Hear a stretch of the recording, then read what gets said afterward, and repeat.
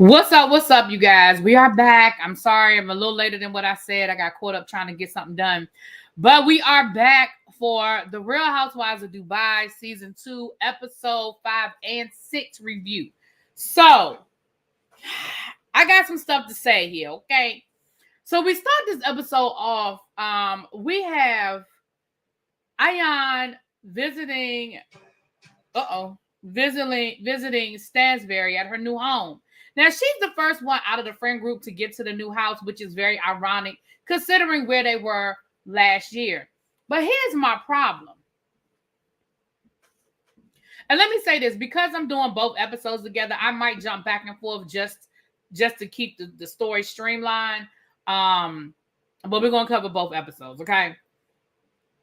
But Ayan frustrates me, right? I really want to like her, but I go back and forth between really liking her and just thinking she just is team too much.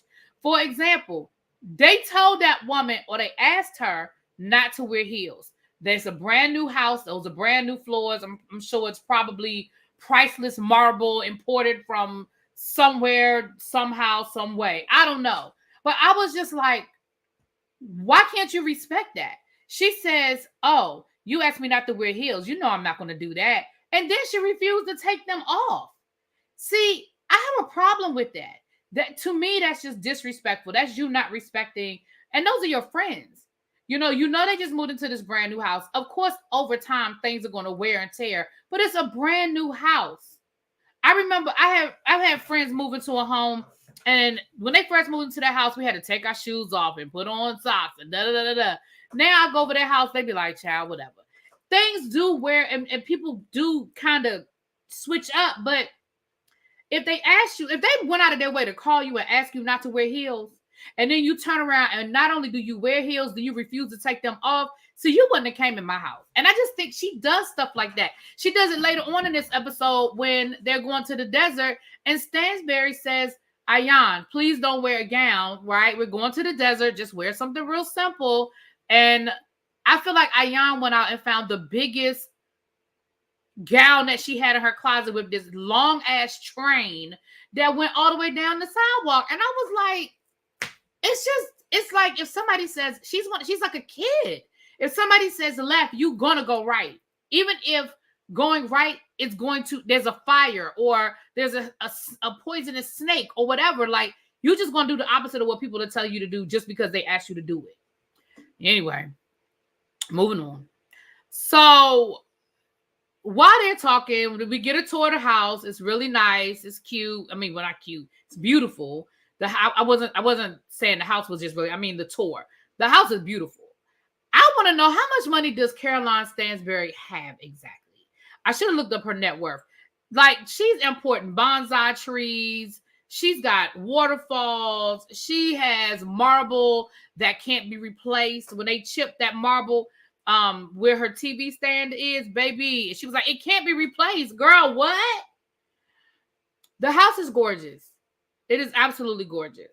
And then they get to talking about the baby, because there's a room that could be a nursery. Child, we know that room ain't gonna never be nobody's daggone nursery, okay?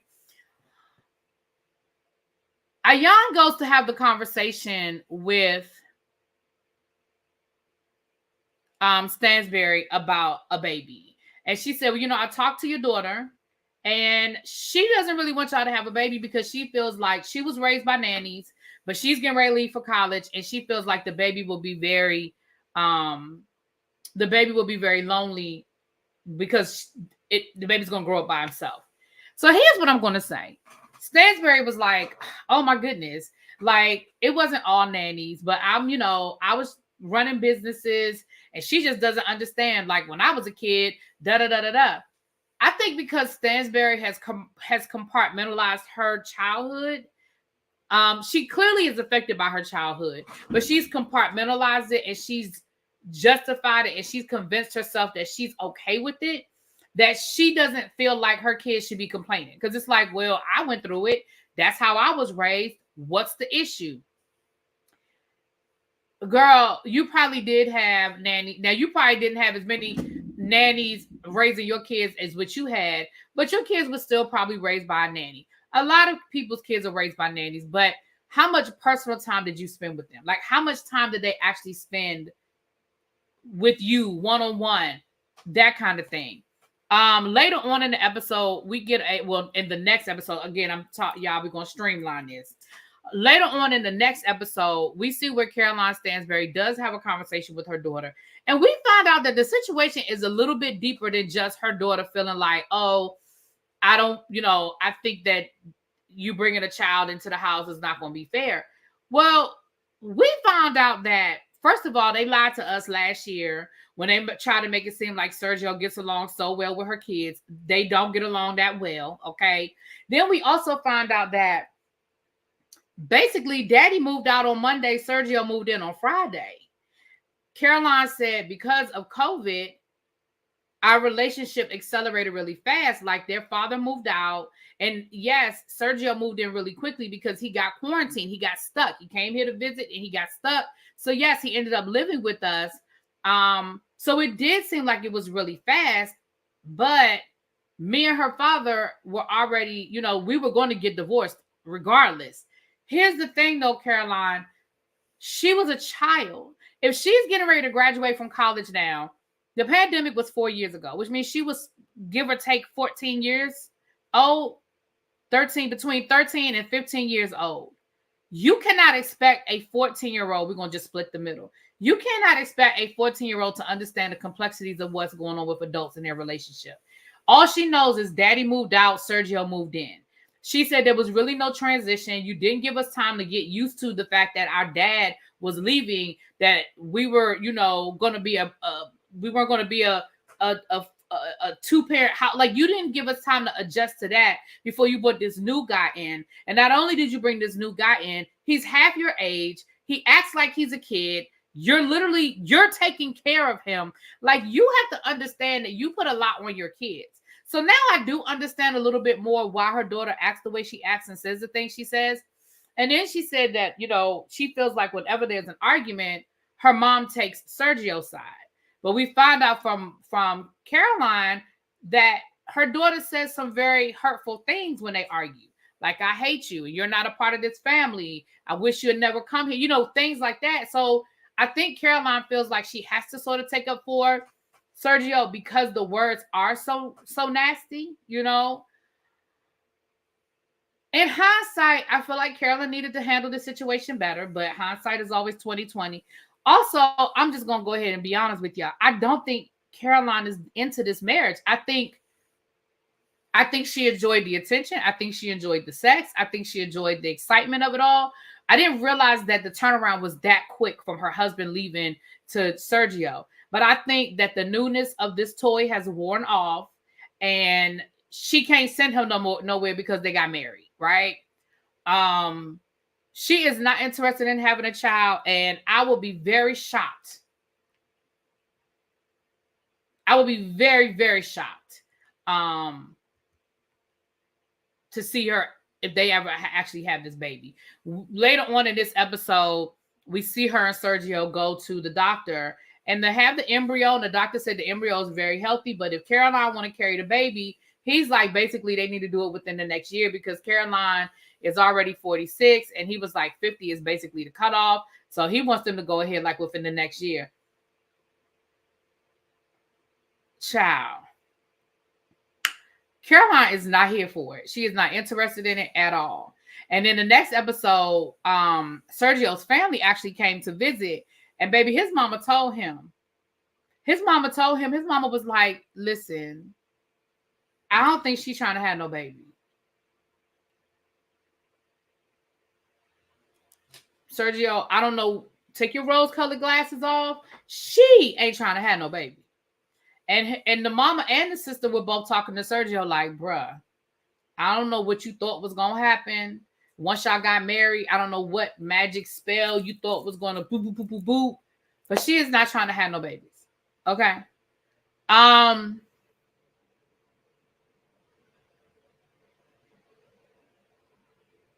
But I say to Sergio, he said, well, that's all I've ever wanted. All I've ever wanted is to have a baby and extend my family. I'm going to say the same thing now that I said last year.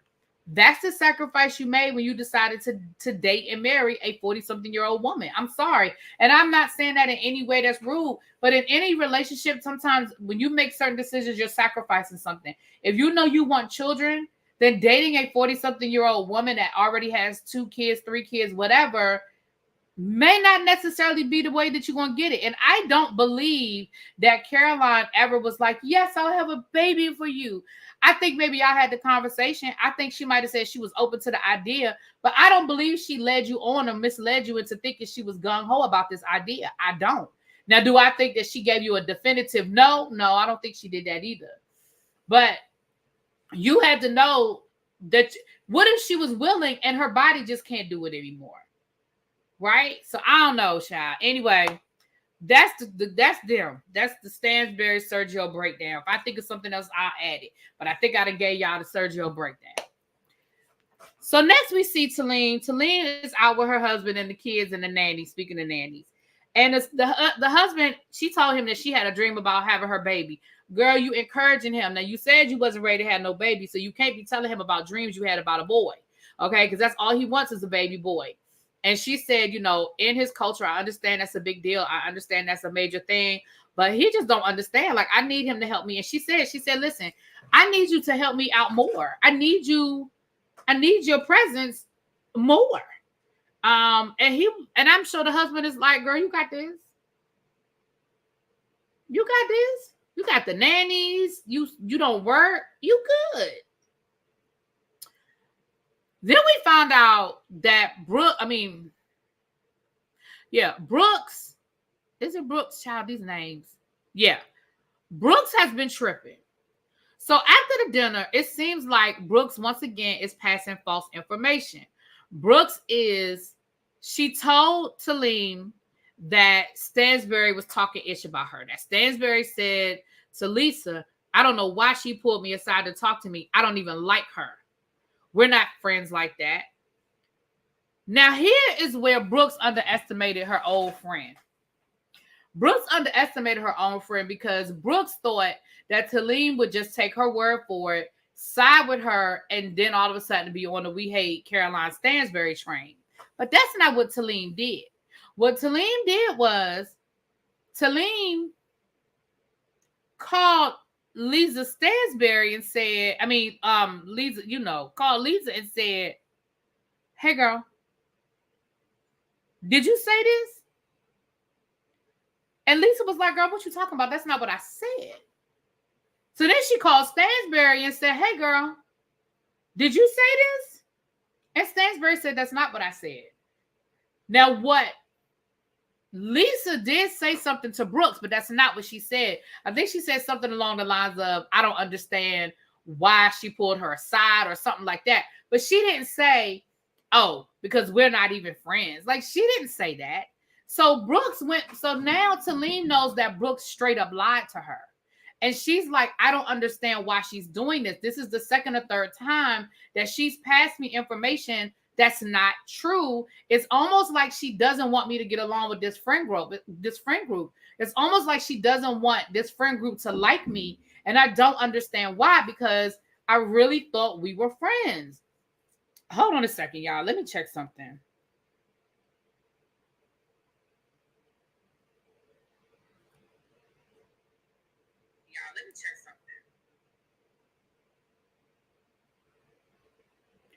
Okay. The chat wasn't moving. I was just making sure, but y'all just not talking. And that's fine. Y'all don't have to. But I just wanted to make sure something wasn't wrong with the chat. Hey, Danny. Hey, boo. So, but I'm going to tell you what it was.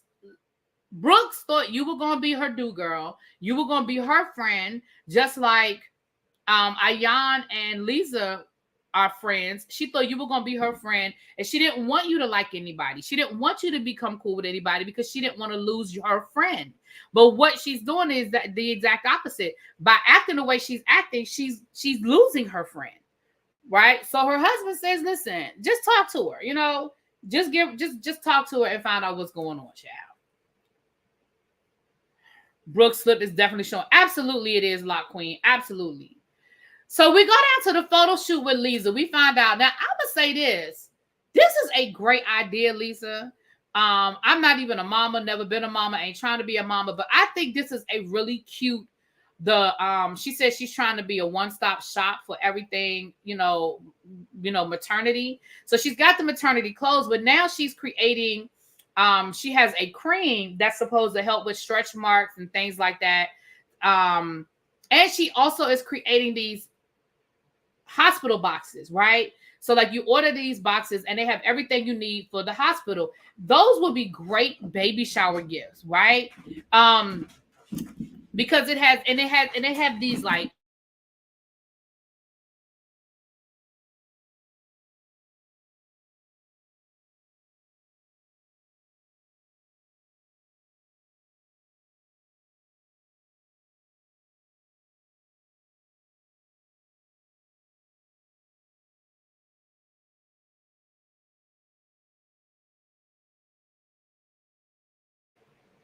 can y'all hear me now? My sound went out. Can y'all hear me now?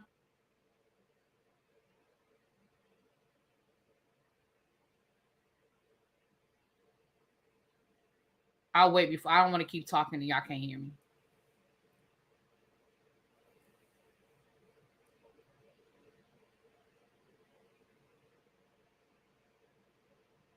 Okay. I don't know where I left off, but all I'm gonna say is I think it's a cute concept. I love the idea of the all around, the one-stop shop. I thought it was cute. But what we also found, thank y'all. But what we also found out is that Lisa is just sort of burning the candle at all ends, right? She's got the kids, she's got her businesses, and then she's still trying to be a mom, and she is stressed out. We see that she said she got 2011 alarms. She got an alarm to pick up the kids for school, an alarm to take the kids to practice, alarm to do this. She said she even got an alarm to tell her when it's time to go to bed. And later on in the episode, in next week's episode, we see her talking to Ayan, and we see her basically saying, look, I'm stressed out. My husband tell me that I've never had time to have sex with him. Let me tell you something, baby. That is a big ass warning sign. When your husband or wife start complaining about not getting enough alone time with you, baby, it's time to make some adjustments. It's time to talk about some things. And Ayan gives her some good advice. She tells her you need to talk to your husband, because she said, I don't just feel physically tired, I feel mentally tired. And she said you need to talk to your husband and you need to let him know, how you feeling about some things. Now, the other thing, she let us know that basically her dad led a double life. Like her mom and dad were married until her mom found out that her dad had a whole new life, had a whole nother family with kids and everything. And he basically was, he was a polygamy. What is it when you marry the two people at the same time? Polygamy? That's polygamy, right? And so she, in the back of her mind, she always has that fear. And she said that her business is sort of her backup plan. Now, can I tell you something, Lisa? You said that the business is your backup plan if something ever were to go wrong between you and your husband, and that's your financial stability. If things were to ever just go bad, whether your husband's businesses, have trouble or whatever. Can I say this, Lisa?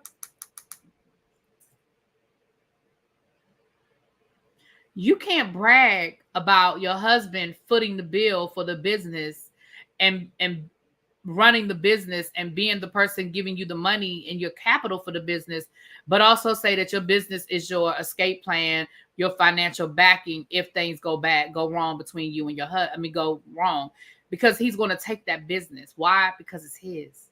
Now, I don't know what kind of paperwork y'all have. Don't get me wrong. Maybe you crossed all your T's and dotted all your I's, but baby, I'm just telling you, y'all go before a judge and he starts showing paperwork about how he paid for this and he paid for that and how he's put the money behind the business and he's put everything into this business.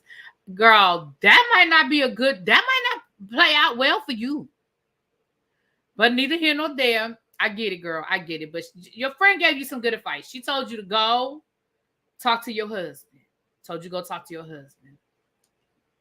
Now, the one storyline I don't care nothing about in this whole show is Sarah and this guy that she trying to date. Listen, I don't care nothing about this story because I don't think he don't listen.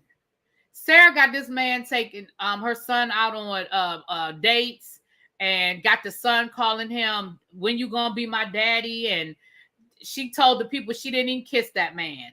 And all of this, can I tell y'all I don't care nothing about this storyline? I mean, he cute, but I promise y'all I don't care nothing about this storyline. Hey, KK Boo. I mean, is it okay if we skip it? Because I just don't care. Y'all tell me in the chat if y'all want me to talk about it, but we're going to keep going because I don't care. All right. I done already told you about Stansberry and Sergio going to the doctor and them having this embryo, and Stansberry just not being into it at all. And Sergio knows it. He has Sergio got a whole confessional this episode, and he says in his confessional how he ain't feeling like he ain't feeling her energy, that she not giving him the energy that he needs.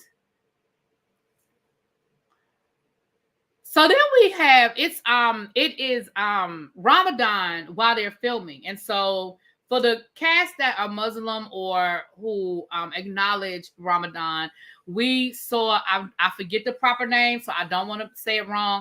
But when they break the fast every day during Ramadan, you know, you eat at sunset. You can eat from sunset to sun up.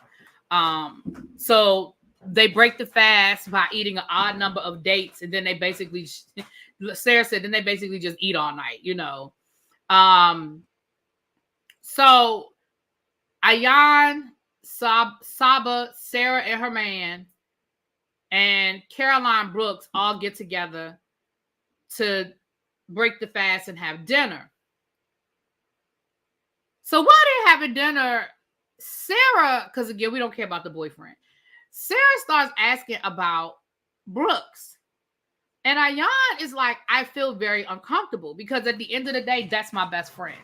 So I feel very uncomfortable with them asking me questions about her because Sarah said specifically, oh, shoot, dang it.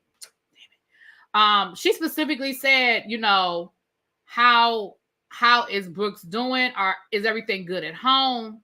Now, listen. Later on in the episode, Sarah tries to explain that away, talking about well, in Muslim culture, I hate that every time something happens that they don't want to talk about. Well, in Muslim culture, girl, I don't care what culture you're in. It is rude to ask about what's going on in somebody's home. You were trying to find out if Brooks was having trouble at home because you felt like something was going on with Brooks. That is what it is. You ain't going to tell me no different. You meant it just the way Ayan took it. And Ayan basically said, listen, if you feel like it's something going on with Brooks, call her. She said everything is good. Brooks is fine. She a little tired, but that's about it. But if you feel like it's more going on, girl, you give her a call.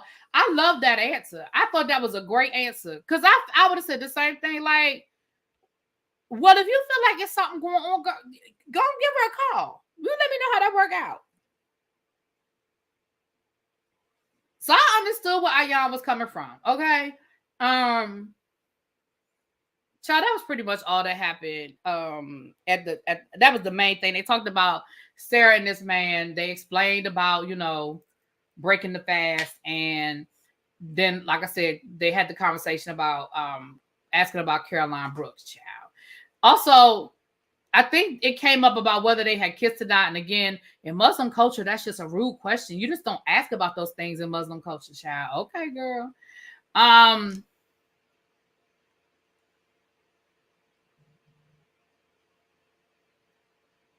So then we see Talim ask Brooks out so that they can talk.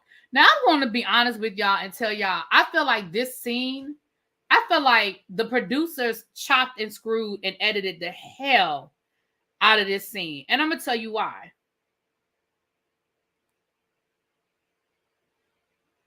Because the shit didn't make no sense.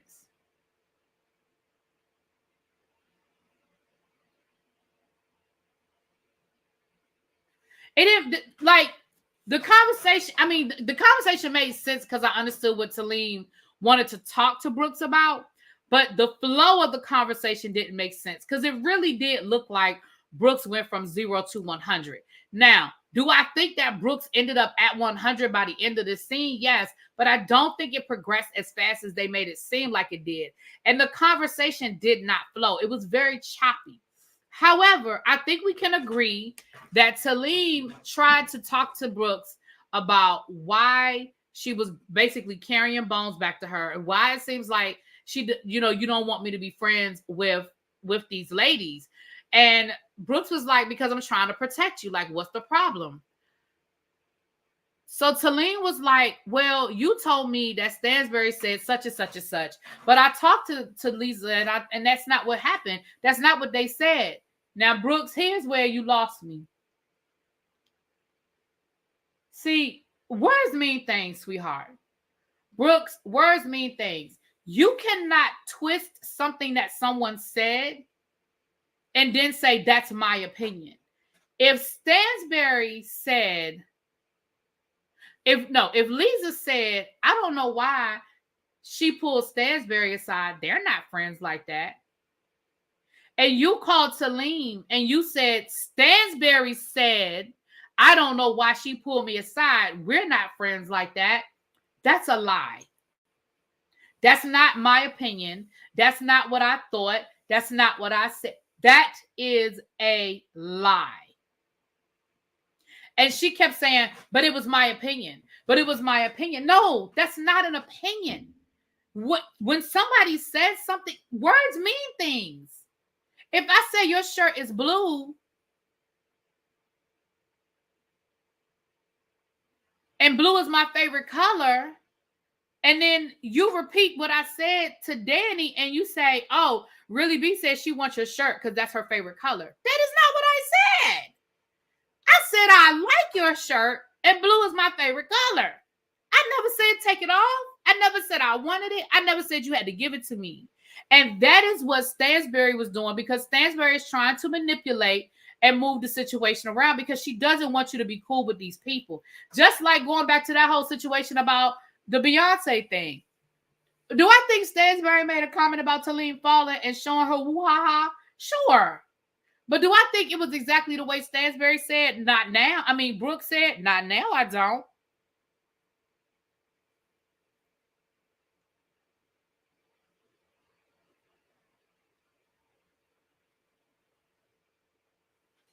You can't just be changing stuff around, and you can't expect for the people not to feel some kind of way. And yes, Talim is your friend, and that's why she's coming to you and asking you about it. But your response was to get defensive. Your response was to get an attitude and then shut down. And then basically Brooks was like, okay, well, noted. And Talim was like, what you mean noted? Like, what are you talking about? She was like, noted. And Brooks was like, well, I mean, Talim was like, wait, but she was like, no, I get it. Noted. I won't worry about you anymore. You ain't got to worry about it. Noted. And see, I don't like that shit either, because if I didn't care about us resolving a situation, I wouldn't have talked to you. I wouldn't have reached out to you. If I didn't care about us resolving a situation, I just would have let this shit fester. But the fact that I came to you as my friend, I want to resolve it, and I want to find out what the hell the problem is, because I don't understand how you moving. Because you've never seen this side of her before. So you're like, I don't understand how you're moving. Now, let's be clear. In real time, the two of them are not friends anymore, and they have been going at it on Twitter. Okay? I heard the reunion. Ciao. Anyway, so, well, I don't know if they filmed the reunion, but they've been going at it on Twitter. Anyway, I think Talim said she'll clear everything up at the reunion or something like that. Anyway, so Sergio's family comes to visit, baby. Sergio's family comes in the door and Stansbury walks out the door, child. She on her way to the desert to take the ladies down to the desert for the day, because she said, I just need to get out this house. I need some me time, and yes, I might be avoiding my in-laws a little bit, just a little bit. So all the ladies show up at a meeting point, and they're in the middle of nowhere. And of course, like I said, Ayan showed up with a damn gown with a train down the street.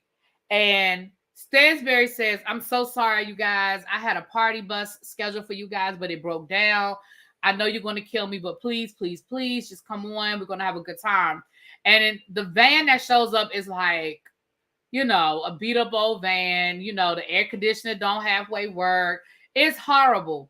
But it was a little trick. Stansberry actually was just tricking them. She had the van take them to a fleet of Ferraris, right? Was it Ferraris or Porsches? Whatever. But it was a fleet. I want to say Ferraris. So they got to drive the Ferraris down to the desert. And what was interesting was that Talim ended up in the car with Stansberry. And you know, Lisa and Ayan picked up on that immediately, like, oh, wait a minute. Huh. Very interesting who ended up in whose car, because you know they was in the car together, child. But like Talim said, like, I haven't talked to Stansberry. She's basically had an attitude with me ever since we had our little conversation. So, you know, look, I don't know where we stand right now. It is what it is. So she tells Stansberry all about it on the way down there. So when they get down there, first of all, I thought this was rude. You know that Sarah and Saba are fasting. Why would you take their ass to the desert when they can't even drink no water until they break fast? Now, I didn't know they couldn't drink water. I knew they couldn't eat nothing. But they can't even drink no water until they break fast. And you got them sitting in the middle of the damn desert. Now, the good thing is they broke fast while they were there, so they were able to eat and drink before they left. But I just thought that was a lot. Since you couldn't find nothing else. You couldn't find nothing else to do other than go to the desert in the middle of, and they drinking liquor and everything around them women. I said, damn. I thought that was a little insensitive to what they're going through. I thought that was a little insensitive. I feel like there were 500 things you could have done, Stansberry. And maybe when you planned it, you weren't thinking like that because you don't observe Ramadan. So maybe you didn't think of it. But somebody did before y'all got to that damn desert. And I feel like they could have switched it up. Because let's be clear, we know all these things are things set up by production. I'm not saying that the women don't ever pay out of their pocket, but we know these things are set up by production. So you could have switched it up. Y'all could have went to the desert 2 weeks from now when Ramadan was over. But neither here nor there, they got through it, child. So while they're there, I think Stansberry actually brought it up and brought up the situation between Talim and Brooks. And everybody was in it because, like I said, Talim called Lisa, Talim called Stansberry. So she wants to have the conversation, and Stansberry doesn't want to have it. Stansberry was like, look, I don't care. I just don't care. And Talim was like, what do you mean you don't care? Like, I'm trying to talk to you. I want to resolve this. Like, I want us to get past this. And Brooks is like, I don't care. I do not care. And that's where episode 5 ends. Because Talim says, well, if you don't care, then we're not as good of friends as I thought we were. And Brooks was like, oh, well, I guess we weren't. So when we pick up with episode 6, child, Sarah starts to get her 2 cents in. And Sarah starts playing, her Ayanna Van Zandt. Brooks, that's not nice. That's not nice for you to shut her down. She's your friend. You can't just not respond. Let her respond, and then you respond. Y'all talk this out. Y'all work this out now. And baby, I don't know what it was, but baby, that thing hit Stansberry some kind of way. Now, Stansberry was drinking a little bit, okay? But baby, that thing hit Stansberry some kind of way. And Stansberry went off on Sarah, talking about why are you always trying to, act like you want to, like you resolving everything. Why do you have to be the Brooks whisperer? She's a grown ass woman. She can express herself. She can say what she want to say. She can talk how she want to talk. Like, you don't have to speak for her. You don't have to manage her. And Sarah was like, I'm just trying to help them. I'm trying to help them resolve. I'm just trying to help them resolve it. I'm just trying to help them resolve it. And Stansberry was like, they don't need your help, girl. They do not need you to help them resolve their issues. Like, let them talk it out, and either they're going to work it out or they're not. Like, it's real easy. So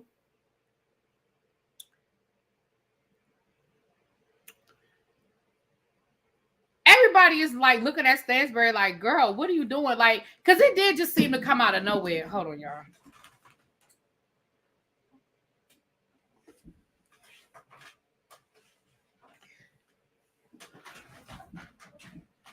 It did just seem to come out of nowhere. It was like, why are you being so rude about the situation?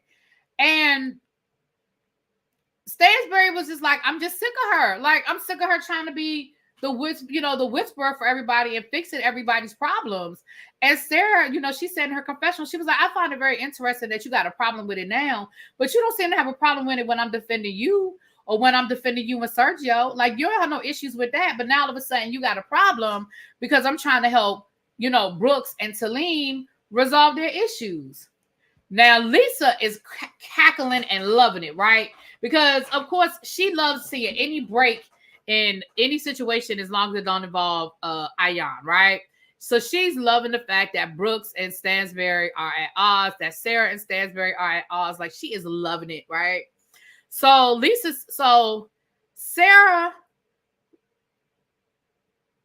Lisa, and Brooks end up stepping aside and having a side conversation.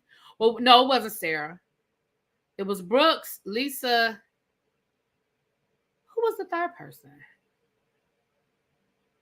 Maybe it was Sarah. Yeah, it was Sarah.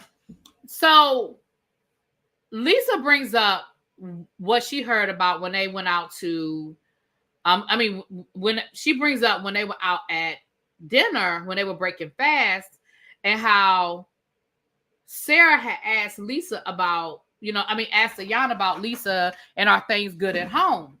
And so Sarah was like, that's not what I meant. Like, I was just like, and in Muslim culture, it's just normal to ask how are things at home. I didn't mean anything by it. I didn't mean it any kind of way. And Lisa was like, well, I felt like that. Like, that's just rude, for you to ask about my home life and ask about what's going on at home. Like, that's rude. Like, it's almost insinuating that there are some problems at home. Like, there are some things going on at home, and I don't really appreciate it. And so Sarah was like, that's not what I meant. That's not what I meant. She said, let's go back to Ayan because I think she misrepresented what I said. So they go back to the group, and Ayan, she stands 2 toes down, and she was like, well, 10 toes down. She was like, no, that's what you said. Like, and they, producers played it back, and that is what Sarah said. Now, I don't know what she meant, but like I told you, I believe she meant it. I believe she meant it just that way. Like, I honestly believe that that's how it was meant. But of course, she tried to make it seem like, no, that's not what I meant. Ayan misunderstood. Ayan was like, girl, I ain't misunderstand nothing. I know what you said. I know how I took it. And Talim is pissed because she was like, now Brooks has successfully shifted the whole conversation. So now we don't have any resolution. And now everybody's talking about Ayan, Sarah, and Lisa. And me and you still haven't resolved our issue. And she said, she does that all the time. And that bothers me. Now, let me tell you something. This Brooks, instead of worrying about all these other things you worrying about, you need to be worrying about this badass little boy you got. Okay. That little boy is rude. And I get it that, you're not home a lot and maybe he's rebelling a little bit. I don't know. But baby, he is rude. She was trying to talk to him. He was playing his little video game and she said, that game looks like it's really fun. He said, well, you can go buy you one.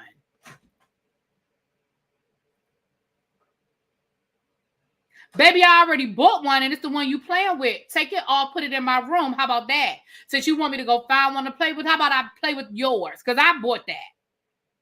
I said. And then later on at his birthday party, did y'all hear him cuss? I mean, I know damn isn't considered, some people don't consider that a big deal, but I know he said, damn, that's nice. And I rewound it because I said, let me make sure I heard what I heard. And I did. I heard what I heard.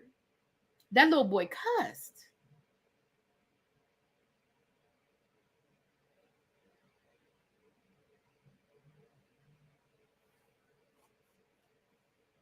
You better get it under control.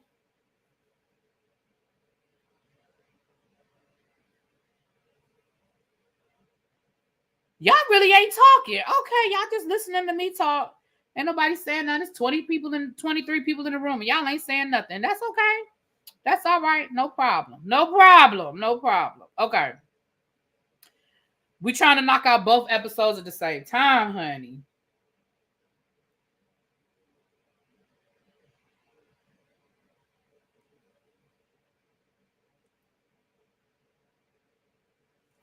All right. Oh shoot, I done dropped my phone. Okay, that's probably a good thing because it keeps going off. That's why I keep looking at it.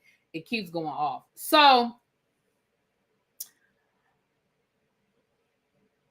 we'll get back to that. So I already told y'all about this scene a little bit with Ayan and you on the balcony. It's okay, Natalie. Hey, boo. Everyone's in agreement with what I said. Okay, cool. It's no problem. It's no problem. So we see that's when we see Lisa and I'd have took the toy too. Baby, I'd have took that toy. When he said you can go buy you one, I would have said I did already. Thank you. Take it off. Even if I only took it for one day, like, who are you talking to? Anyway, so Ayan and Lisa go out for coffee or whatever. And that's when I already told you guys about that. That's when she sort of confides in her that she is overwhelmed and she is tired. And the reason why those comments that Sarah said triggered her is because she is worried about her marriage and worried about things at home because she's stressing herself out and she's, pushing herself in so many directions. We already talked about that earlier on in the live. Then the next scene is with Caroline Stansberry and her in-laws and Sergio. We already talked about this too. Where basically, her family, his family is basically trying to let him know, look, you might love her and everything, and that's great, but baby, don't be holding on to no baby because I don't think it's gonna happen. That ain't who you married. And so I think they're trying to get him to understand that, you may not be able to get what you want. If marriage is what you want out of it, if a baby is what you want out of this, you might not get that from her. She just may not have that in her. And he's kind of upset. And I think he's kind of upset at them. Like, why would y'all say that? But I think they're just trying to get you to understand the real. So then we see Ayan talking to her sister. Her sister's going to come. She's getting ready to launch her beauty line. And her sister and brother are coming. Her sister lives in Africa. She didn't say what country. I think she did say South Africa. Her brother lives in London, and she was just saying how she talks to her sister every day. She's more like a second mom to her. And, she's so proud of her. They're proud of each other. She said that the female circumcision experience really brought them closer together because her sister went through it before her. And so her sister was really there for her as they were processing through it, right? As they were going through it. So there was that. So I guess we'll get to meet her sister in the next episode because she didn't go to the birthday party for Caroline Brooks's son because I'm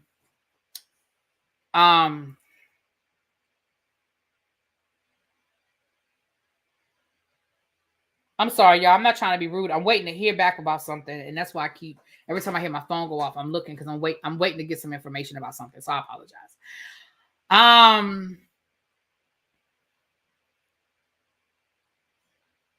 Yeah. So anyway, what was I talking about? Brooks. Okay. Yeah. So yeah, there's that. So then we see Brooks. Her mom is in town. Oh, we were talking about Ayan. So yeah, we're going to meet her sister, I think, in the next episode because she didn't go to Brooks's son's birthday party because she was at the airport picking up her sister. So I guess next episode is going to be her launch party. So we see Brooks, we see the son, and we see the mom. And mama was being typical grandma, right? The boy could do no wrong. He wasn't doing nothing wrong. He wasn't saying nothing wrong. And Brooks was saying how he doesn't talk to me. Why do you talk to your dad, but you don't talk to me? And he was like, because you don't get home from work. Like, you be at work until 10 o'clock at night. And you could see the look on her face. She was so embarrassed. Like, you could see the look on her face was like, what? Do I think she comes home every night at 10 o'clock at night? No. Do I think that she's probably not as available to her son as she once was? Yes, because she is now running her own business, whereas before, I guess she was working for somebody. So she probably had more set business hours.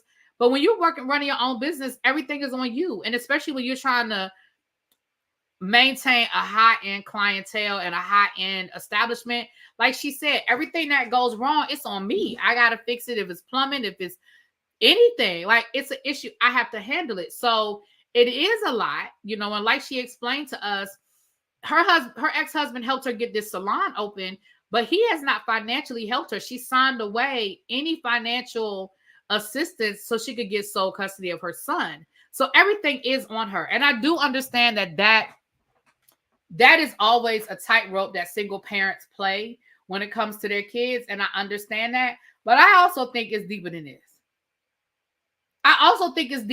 Y'all. I think that little boy is brat.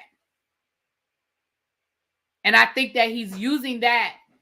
He's not stupid. He understands. And I think he's using that as part of his guilt trip for his mom and part of his excuse, you know what I'm saying, for his bad behavior. And Brooks, I'm going to say this to you. Don't let your guilt allow him to be a brat. Like, you can do both. You can put your foot down, but still be sensitive to the fact that you're a single mom and maybe he doesn't get as much of your time. Like, I get the tightrope. I get it. But don't you let him guilt trip you. Shoot. That little boy a brat.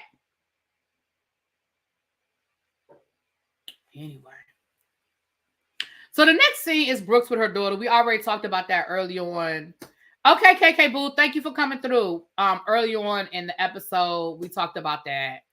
Then we see Sarah and the boyfriend. I still don't care. They agreed that they're going to date exclusive, but not exclusive, because they can't really be boyfriend and girlfriend until he meets her family. But he told her that he ain't trying to date her. She's going to be dating other people. That it's got to be exclusive. It's a weird, awkward thing. I don't feel any sparks between them. I don't feel any chemistry between them. Maybe the chemistry is there when the cameras aren't there. I don't know, but I don't feel nothing. Their scenes are just flat for me, which is probably why I don't care. They're just flat. So anyway, so we get to Caroline Brooks's party. No, before we get there, we see Talim. Can I tell you? Listen, I don't have pets. I've never really truly had pets. Growing up, I think we had a dog for maybe 2 years. Okay, so I understand people who get close to their pets. But they started this scene off with Talim and her family as if a family member had died. And I know what somebody's going to say. Their dog was their family member. I understand that. But I mean, like, I thought they was getting ready to say aunt, uncle, cousin died. The family dog died.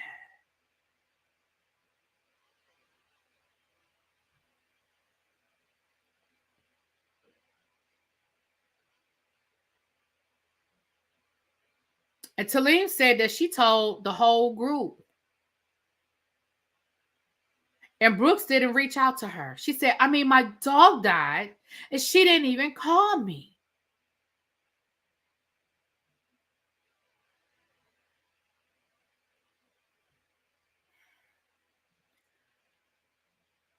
Yeah. I understand. So she said she's not going to Brooks' son's birthday party because she said, I have not talked to her since the desert. She's, got an attitude. She didn't reach out to me. So no, I'm not going to the party. I'm not going. Okay. Stansbury ain't going to the party either. Stansbury actually ends up going over to Talim's house, and come to find out, Talim and Stansbury have been going out and getting drunk and really getting to know each other. And this is why I love Stansbury. Stansbury said, she said, was I more open to being friends with Talim because Lisa didn't want her to be my friend? I mean, because Brooks didn't want her to be my friend? Absolutely. But I actually like her. See, I can rock with Stansbury because you may not always like what's coming out of her mouth, but she's telling you the truth.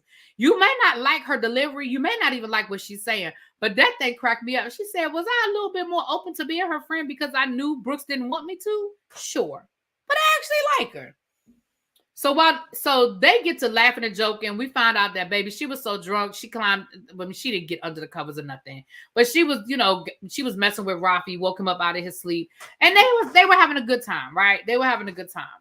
Now on the other side of town, we're at Rafi's birthday party. It's really nice. It's like outdoors. They got like camp counselors that's got them doing all these different art. They have archery and canoeing and water, whatever the thing is on the water, and all kinds of stuff. It's at a place called like Pirate Surf, I think it was called. And it looked really, really nice. Like, don't get me wrong, it definitely looked nice. Baby, they started talking about all the different parties that they were like, baby, in Dubai, everybody is doing it up for their kid's birthday. Sarah says she went to a 3-year-old's birthday party and the kids gifted them a Rolls Royce. That baby a Rolls Royce. She said, now what is a 3-year-old going to do with a Rolls Royce? Listen, sometimes people just have too much damn money and don't know what to do. Brooks's ex-husband shows up. Awkward, you know. They were cordial, you know. They were cordial. She said he wasn't helping her pay that damn bill for that party though. But again, we know she signed over she told him he didn't have to pay nothing. Now you would think that even though he's not obligated to pay anything, you would think that he would, you know, but because he clearly got the money to do it, but you know, he don't. But again, the party looks cool. Everybody looks like they're having a good time. Lisa shows up with her kids. Sarah shows up with her son. Like I said, Ayan wasn't there because she was taking her son she was picking her sister up from the airport. And then I told y'all Stansberry and Talene aren't there. So the kids are having a good time, you know, all that good stuff. And they get to talking about Talene not being there. And Brooks was like, listen, my personal assistant invited her. See, that lets you know right there there's some petty stuff. Now, 2 weeks ago, this was your oldest friend in Dubai. This was your closest friend in Dubai. And now you have your personal assistant inviting her to your son's birthday party. See, that's that passive aggressive shit that I do not like. I do not like that because at the end of the day, one argument should not end a friendship. One argument should not have y'all at this point. It's clearly something more. It's clearly something that was bubbling because this is ridiculous as far as I'm concerned. This is ridiculous. But that's pretty much where the episode ends. So we just did episodes 5 and 6. Brooks is just, I don't know what's going on with Brooks. Like, I really, really don't know what's going on with Brooks. But it looks like the ladies are getting ready to go to Bali. Bali is on my bucket list. I was going to go to Bali for my birthday. That was definitely one of the places that I looked at for my birthday. Didn't quite work out. But because it was too far to go and too much to handle at that short period of time. But it's still on the list, and I definitely want to go to Bali. So anyway, that was the episode. You guys, we're caught up. Tomorrow's a new episode. We're going to get that. We ain't going to get behind. We're trying to get caught up on everything. I still have some pre-records I need to upload. Yeah, Jessica, I'm just catching up. But I still have some pre-records I need to upload. So I'm going to get on those this week. But I think all of my shows that I do live, I think we're done. I think we're up. I think we're up to date on the live show. So we'll do Dubai. We may not do Dubai tomorrow because I think I'm going swimming, going to the pool tomorrow. So we may not do Dubai tomorrow. We'll do Dubai on Wednesday, maybe. Yeah. I will talk to y'all later. Mwah. Peace.